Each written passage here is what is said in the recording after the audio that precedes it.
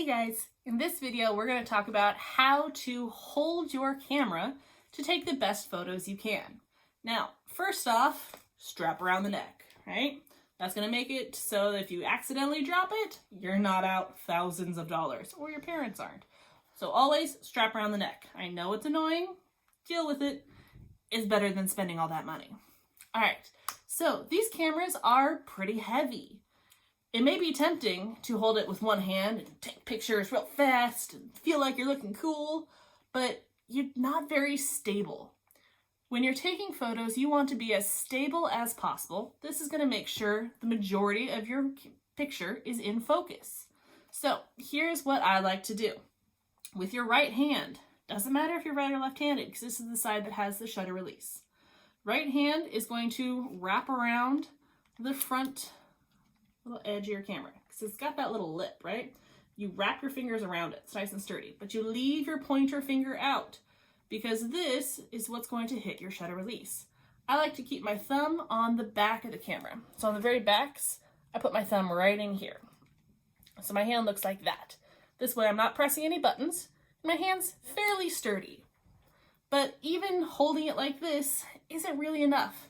Some of these lenses, especially when they're out, they get to be heavy. I know it doesn't seem like much, but any movement can ruin a photo. So with your left hand, you are going to put it underneath the lens, and I like to rest the camera body on the base of my hand. So in my palm, I rest it there, and my fingers are out here at the lens. This is great for when you're zooming or if you're trying to focus, but also it's just stability. The more hands I have on it, the better. So 2 hands, one wrapped around here, one supporting the lens here. So that's your great start. Now let's talk about how to have your arms. So it may be tempting to take photos out and crazy and shooting, but again, it's not very stable, especially if you have a really slow shutter speed, so you have to hold still for longer. If my hands were out farther, I don't know, eventually my hands might start shaking. Oh, I might move a little bit. Doesn't matter how strong you are, it's really hard to stay perfectly still. So instead, you want to be as close to your body as possible. So as many points of contact. So instead of my elbows out wide, I'm going to pull them in tight and squeeze in tight so that way everything is really close to my body. This means the closest contact is much, much closer than if I was extended out wide. Now my closest contact's way back here. But if I'm closer, it's a lot easier to hold still here.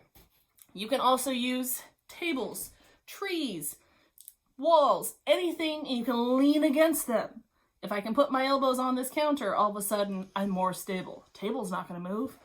Or if I lean against something else. Anytime you can lean against something or have your body up against it, you're going to be more stable.